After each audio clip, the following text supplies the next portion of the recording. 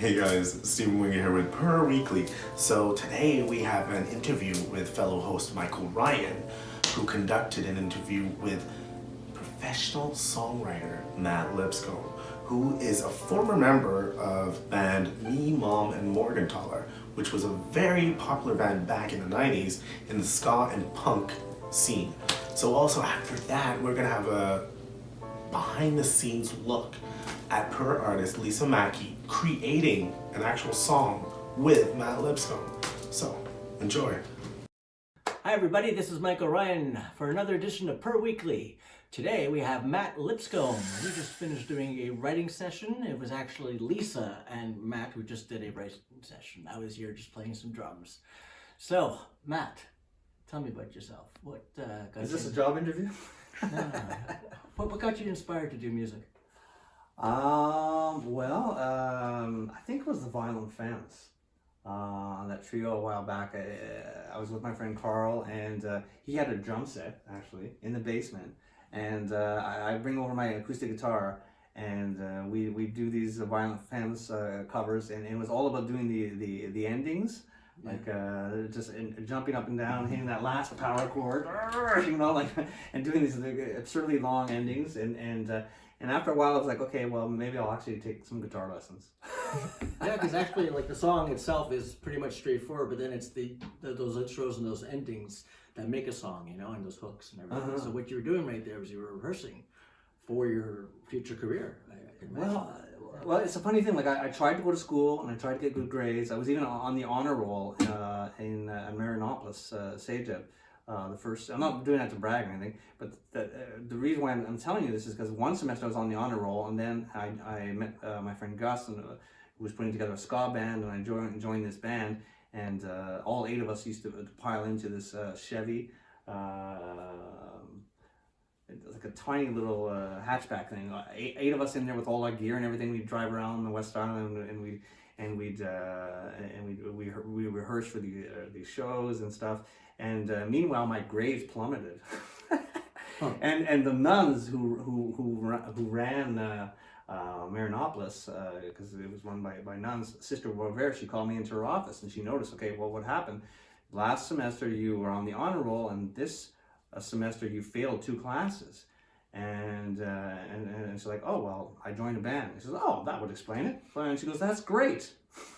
Not what I expected to come from a nun. She said, that's great. You know, everybody who's at the stage is trying to figure out what they want to do. And you know what you want to do, and you're doing it. So go for it. It's so great that you got such encouragement at a young age. From a nun. Well, from a nun, from an Orthodox person. And I was 18 at the time, and Gus had the singer in the band. He had these, you know, contacts with clubs.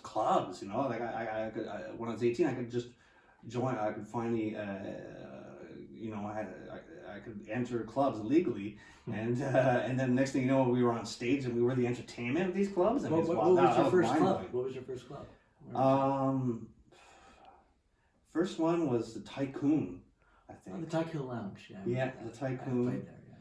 But pretty soon we got into playing for fun. We were playing for fun a lot. Good. Yeah.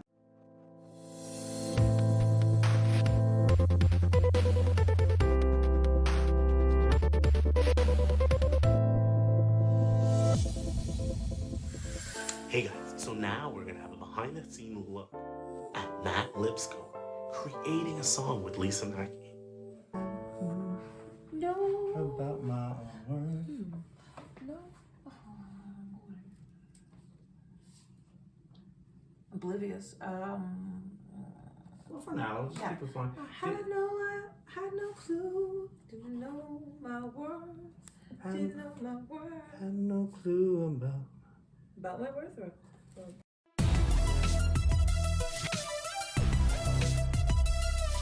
like I said, Marinopolis was run by nuns, and he thought of the name. He was doing this alliteration with Me, Mom, and Morgenthaler, and our first reaction was, no, we can't do that. Morgenthaler, you might remember the doctor who performed abortions and got abortions to be legalized, and it was a very controversial figure at the time, and the nuns who ran the school were like, you know, against it anyway. And I remember there was this very prissy girl who was walking by, And we're like, I don't know, well, let's try it on her. Hey, we have a name for a band. And she says, okay, what is it? And I go, Mima Morgenthaler, what do you think? And she's like, ooh, gross. And she walked away and we're like, yeah, it's awesome. Controversial, perfect.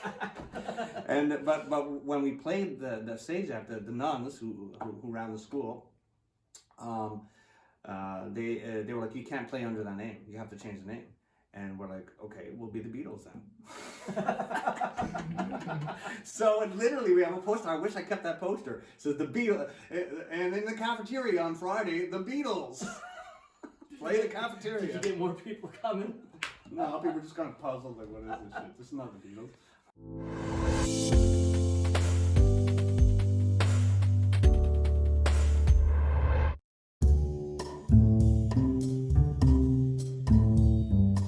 Hi everybody, and welcome to the kids edition of the quick music tip of the day. Well, what we're going to do today is a simple rock beat. We're going to use the right hand to play the hi-hat, we're going to use the left hand to play the snare drum, and the right foot to play the bass drum.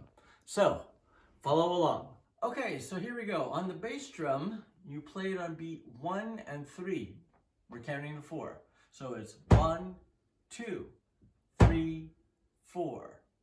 Snare drum, you play on beat 2 and 4. Those are the off beats of that. So it's 1, 2, 3, 4. Put them together. 1, 2, 3, 4. Good. 1, 2, 3, 4 on the hi-hat. At the same time, you're going 1, 2, 3, 4. This is what it looks and sounds like. 1, 2, 3, 4. There it is. So I'll go a little faster. 1, 2, 3, 4.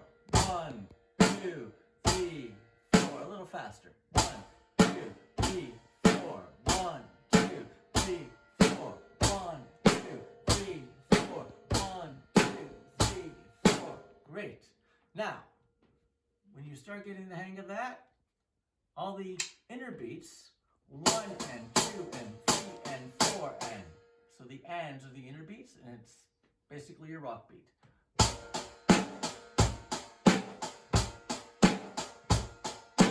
1 and 2 and 3 and 4 and 1 and 2 and 3 and 4 and 1 and 2 and 3 and 4 and 1 and 2 and 3 and 4 and...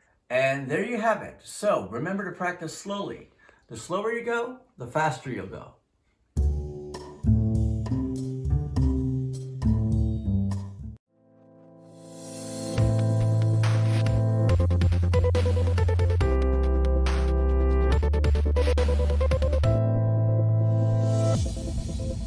Another topic. I understand you won an award from like a grant. Yeah, I got a grant just recently from the Canada Council, and it felt so good because I applied for this project 4 times, 3 times from the Conseil des Arts de Québec, and I didn't get it, but I persevered.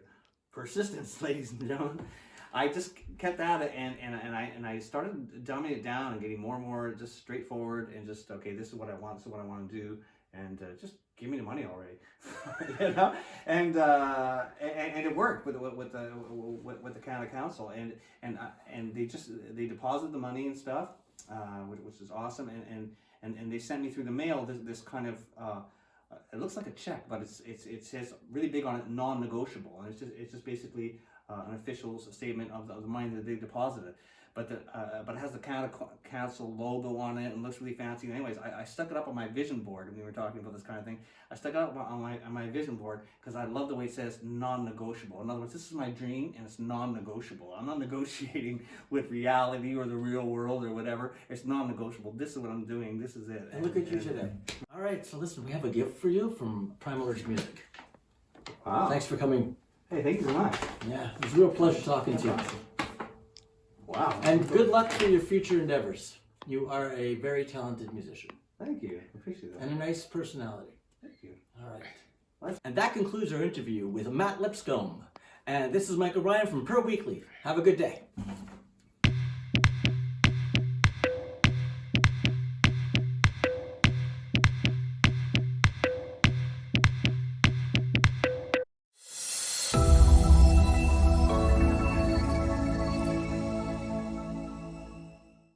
Hey guys, and don't forget, you can always follow us here on Instagram.